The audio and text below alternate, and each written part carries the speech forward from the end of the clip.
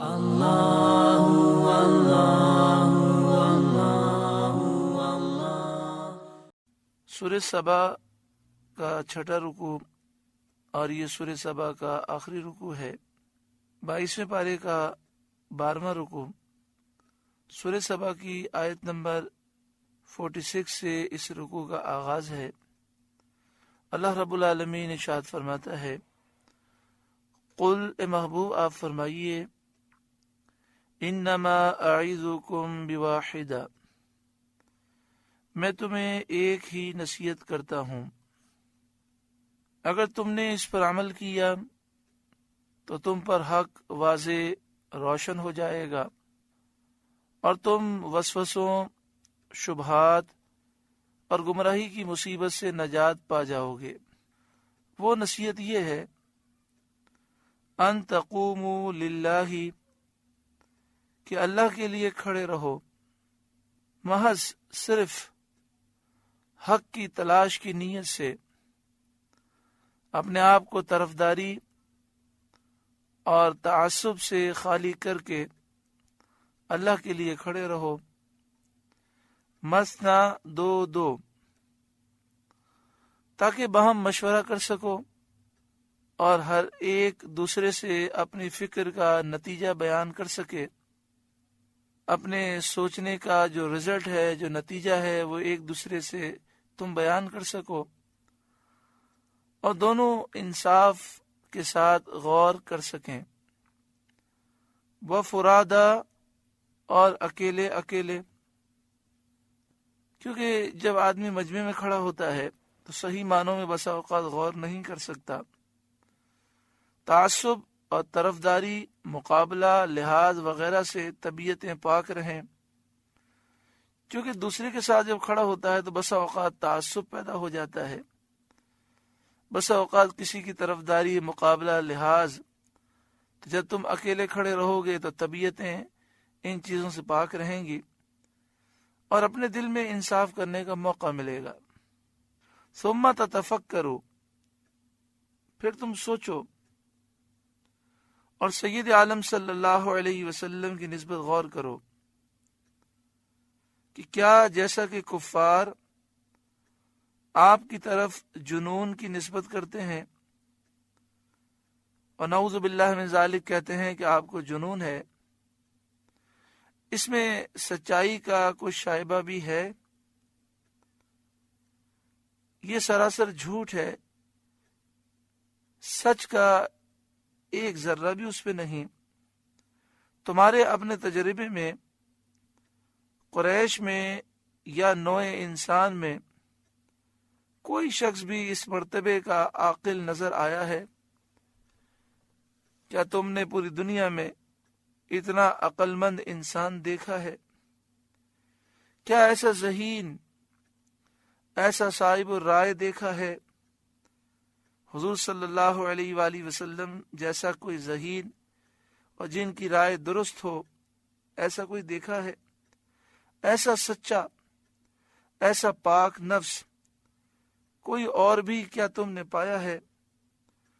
جب تمہارا نفس حکم کر دے اور تمہارا ضمیر مان لے کہ حضور سید عالم صلی اللہ علیہ وسلم ان اوصاف میں یکتا ہیں، تو تم یقین جانو، ما بصاحبکم من جنہ، کہ تمہارے ان صاحب میں جنون کی کوئی بات نہیں۔ نبی صلی اللہ علیہ وآلہ وسلم کا جنون سے کوئی تعلق نہیں۔ ان هو الا نذیر لکم، وہ تو نہیں مگر تمہیں ڈر سنانے والے۔ یہ نبی تو واضح ڈر سنانے والے ہیں، اللہ کے نبی ہیں۔ بین یدی عذاب شدید، ایک سخت عذاب کے آگے، یعنی عذاب آخرت سے پہلے، اس عذاب کے آنے سے پہلے تمہیں ڈر سنانے والے ہیں۔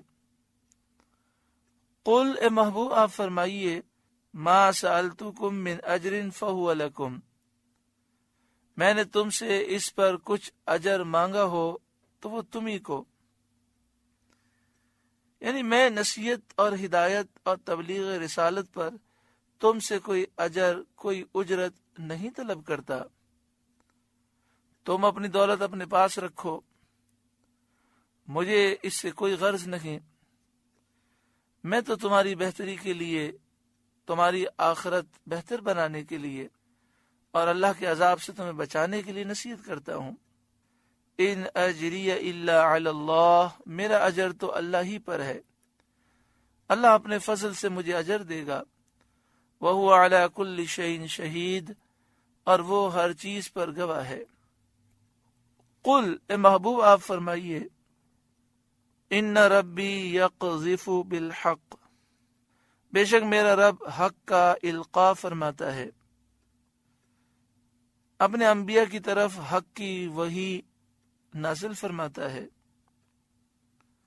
علام الغیوب، سب غیبوں کا بہت جاننے والا۔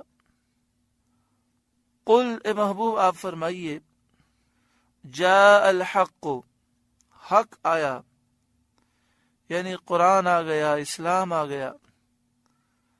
وما یبدئ الباطل وما یعید، اور باطل نہ پہل کرے نہ پھر کر آئے، یعنی شرک اور کفر مٹ گیا، نہ شرک و کفر کی ابتدا رہی، نہ اس کا اعادہ، نہ اس کا پلٹ کر آنا۔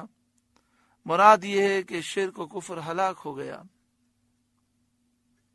قل، اے محبوب آپ فرمائیے، ان ضللت، اگر میں بہکا، فإنما أدل على نفسی، تو اپنے ہی برے کو بہکا۔ کفار مکہ حضور سید عالم صلی اللہ علیہ وآلہ وسلم سے کہتے تھے کہ آپ گمراہ ہو گئے، معاذ اللہ ثم معاذ اللہ۔ اللہ تعالیٰ نے اپنے نبی صلی اللہ علیہ وسلم کو حکم دیا کہ آپ ان سے فرما دیں کہ اگر یہ فرض کیا جائے کہ میں بہکا، میں گمراہ ہو گیا، تو اس کا وبال میرے نفس پر ہے۔ وَإِنِ اهْتَدَيْتُ فَبِمَا يُوحِي إِلَيَّ رَبِّي، اور اگر میں نے راہ پائی تو اس کے سبب جو میرا رب میری طرف وحی فرماتا ہے، یعنی میرا رب جو میری طرف حکمت اور بیان کی وحی فرماتا ہے، اسی کے سبب میں نے راہ پائی، چونکہ راہ یاب ہونا اسی کی توفیق اور ہدایت پر ہے۔ ہدایت کا ملنا اور انسان کا ہدایت پر ثابت قدم رہنا یہ اللہ کی توفیق سے ہے۔ انبیاء سب معصوم ہوتے ہیں، گناہ ان سے نہیں ہو سکتا، وہ کبھی گمراہ ہو نہیں سکتے، اور حضور صلی اللہ علیہ وسلم تو سارے نبیوں کے سردار ہیں، سید الانبیاء ہیں۔ مخلوق کو نیکیوں کی راہیں آپ کے اتباع سے ملتی ہیں، لوگوں کو ہدایت آپ کے صدقے میں ملتی ہے۔ اس قدر جلالت منزلت اور رفعت مرتبت کے باوجود آپ کو حکم دیا گیا کہ دلالت کی نسبت علی سبیل الفرض اپنے نفس کی طرف فرمائیں، تاکہ مخلوق کو معلوم ہو کہ دلالت کا منشا انسان کا نفس ہے۔ جب اس کو اس پر چھوڑ دیا جاتا ہے، اس سے دلالت پیدا ہوتی ہے۔ یعنی خلاصہ یہ کہ اگر انسان گمراہ ہو تو اس گمراہی کی نسبت اس کے اپنے نفس کی طرف ہوگی، کیونکہ انسان کا جو نفس ہے یہ گمراہی کے پیدا ہونے کا مرکز یہ ہے۔ جب نفس کو قابو میں نہیں رکھا جاتا، چھوڑ دیا جاتا ہے، تو اس میں گمراہی پیدا ہوتی ہے، اور ہدایت حضرت حق عز و علا کی رحمت موہبت سے حاصل ہوتی ہے، نفس اس کا منشا نہیں۔ یعنی ہدایت یہ اللہ تعالیٰ کی عطا ہے، اللہ کی رحمت ہے، اس میں ہمارا کوئی کمال نہیں۔ تو نیکی کی نسبت، ہدایت کی نسبت اللہ کی طرف کرنی چاہیے، اور یہ کہنا چاہیے مالک یہ تیرا فضل ہے، مجھ میں تو نیکی کرنے کی کوئی طاقت نہ تھی، اور گناہ سے بچنے کی مجھ میں تو کوئی طاقت نہ تھی، इन्नहु समीउन करीब, बेशक वो सुनने वाला नजदीक है, हर राहयाब और गुमराह को जानता है। कौन हिदायत याफ्ता है, कौन गुमराह है, अल्लाह जानता है। हर एक के अमल और किरदार से बाखबर है। कोई कितना ही छुपाए, किसी का हाल अल्लाह से छुप नहीं सकता। अरब के एक मायानाज शायर इस्लाम ले आए तो कुफार ने इनसे कहा कि क्या तुम अपने दीन से फिर गए और इतने बड़े शायर और जबान के माहिर होकर मोहम्मद मुस्तफ़ा सल्लल्लाहु अलैहि वसल्लम पर ईमान लाए? उन्होंने कहा, हाँ, वो मुझ पर गालिब आ गए। कुरान करीम की 3 आयतें मैंने सुनी और चाह कि इनके काफिये पर 3 शेर कहूं। यानी इस आयत का जो आखिरी लफ्ज है उसी के वजन पर मैं 3 शेर कह दूं। हर चंद कोशिश की, मेहनत उठाई, अपनी तमाम कुव्वत सर्फ कर दी, मगर ये मुमकिन न हो सका। तब मुझे यकीन हो गया कि ये किसी बशर का कलाम नहीं, ये अल्लाह का कलाम है। पूछा गया वो कौन सी 3 आयतें थीं? तो उन्होंने इन्हीं 3 आयत का जिक्र किया जो कुल इन्ना रब्बी से शुरू होती हैं। सूरह सबा की आयत नंबर 48, 49 और 50, ये 3 आयत कुल इन्ना रब्बी से इन्नहु समीउन करीब तक। वलौ तरा इज़ फज़िउ, और किसी तरह तू देखे जब वो घबराहट में डाले जाएंगे, कुफार को मरने या कब्र से उठने के वक्त या बदर के दिन। जब काफिर मरेंगे तो अल्लाह के अजाब में गिरफ्तार होंगे, जब कब्र से उठेंगे तो क़यामत की वहशत इनके लिए होलनाक होगी, और ग़ज़वा बदर के दिन भी ये काफिर ज़लील रुस्वा हुए। वलौ तरा, और किसी तरह तो देखे, इज़ फज़िउ, जब वो घबराहट में डाले जाएंगे, फला फौता, फिर बचकर ना निकल सकेंगे और कोई जगह भागने और पनाह लेने की ना पा सकेंगे। व उखिदू मिन मकानिन करीब, और एक करीब जगह से पकड़ लिए जाएंगे, जहां भी होंगे, क्योंकि कहीं भी हों अल्लाह ताला की पकड़ से दूर नहीं हो सकते। उस वक्त हक की मार्फत के लिए मुस्तर होंगे। उस वक्त ये चाहेंगे कि हमें तौबा की मोहलत मिल जाए, हमारे ईमान को कबूल कर लिया जाए। वक़ालू, और वो कहेंगे, आमन्ना बिही, हम इस पर ईमान लाए, यानी सैयद आलम सल्लल्लाहु अलैहि वसल्लम पर। व अन्ना लहुमुत तनावुशु मिन मकानिन बईद, और अब वो उसे क्यों कर पाए इतनी दूर जगह से, यानी अब ईमान पाने से वो दूर हो गए। ईमान लाने और तौबा करने का मकाम दुनिया था, यानी अब मुकल्लफ होने के महल से दूर होकर तौबा और ईमान कैसे पा सकेंगे। वक़द कफरू बिही मिन क़ब्ल, कि पहले तो इससे कुफर कर चुके थे, यानी अजाब देखने से पहले उन्होंने इनकार किया, कुफर किया।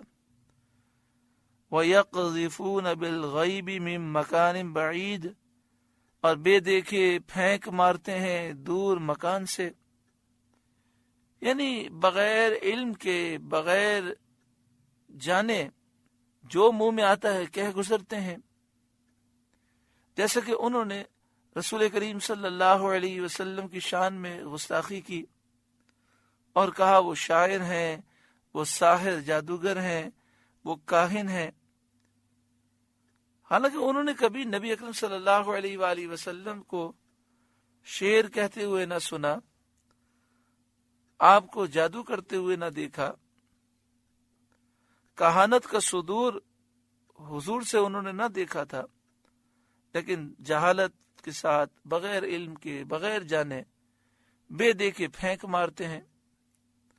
دور مکان سے، ایسی بات کہتے ہیں جو سچائی سے بہت دور ہے اور حقیقت سے بہت دور ہے، یعنی صدق و واقعیت سے بہت دور ہے، کہ ان کے ان متاعین کو صدق سے قرب و نزدیکی بھی نہیں، یعنی یہ جو تانے دیتے ہیں یہ سچائی سے بہت دور ہیں، خالص جھوٹ ہیں، اور اس کا کوئی بھی سچ سے تعلق نہیں۔